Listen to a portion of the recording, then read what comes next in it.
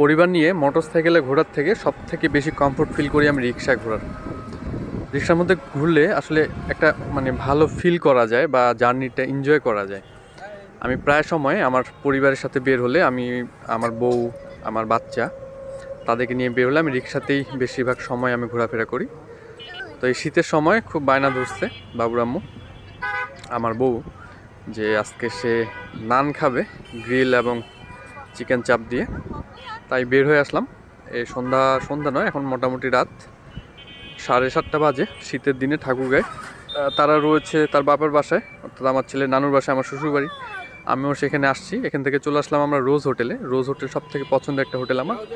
ঠাকুরগাঁ অন্যান্য যতগুলো রেস্টুরেন্ট বা হোটেলে আমি গিয়েছি তার মধ্যে রোজ হোটেলের পরিবেশটা আমার কাছে ভালো লাগে। চাইনিজ রেস্টুরেন্ট বাদ দিয়ে নর্মাল যে রেস্টুরেন্টগুলো রয়েছে সেগুলোর মধ্যে রোজ হোটেলের পরিবেশটা আমার কাছে ভালো লাগে। তাই এখানে আবারও আসলাম এবং এখানকার খাবারের মানও ভালো, সুস্বাদু। এবং আপনারাও এই শীতে একটু সময় পেলে পরিবারকে সময় দিবেন। বউ বাচ্চাকে নিয়ে মাঝে মধ্যে এভাবে বের হতে হয়, মাঝে মধ্যে যাবেন রেস্টুরেন্টে, সুস্বাদু মজাদার বা পছন্দের খাবারগুলো খাবেন। প্রতিদিন নয়, মাসে একদিন হলেও যাওয়া যায়, 2 মাসে একদিন হলেও যাওয়া যায়। মন মানসিকতা সব কিছু ভালো থাকে। এই আমরা চলে আসছি। আমার ছেলে এই যে সে বসে পড়েছে, খাওয়ার জন্য খুব ব্যস্ত হয়ে গেছে। টিস্যু নিয়ে মুখ মুছতেছে, রেডি হচ্ছে সে খাওয়ার জন্য।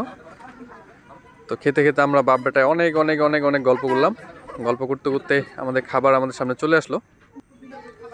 এই যে খাবারগুলো রেডি হচ্ছে।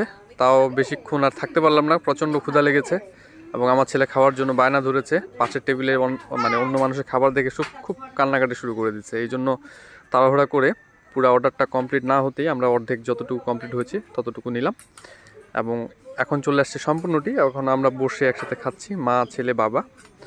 এই অনুভূতিটি আসলে খুবই অন্যরকম, খুবই চমৎকার। আমিও একসময় সন্তান ছিলাম, আমারও মা বাবা তারাও আমাকে এভাবে আদর করতো। এভাবেই তারা তাদের সামর্থ্য অনুযায়ী বা তাদের সময় যেগুলো চলতো সেগুলো অবশ্যই আমাকে এভাবে তারাও সাথে নিয়ে করেছে, খাইয়েছে, পরিয়েছে।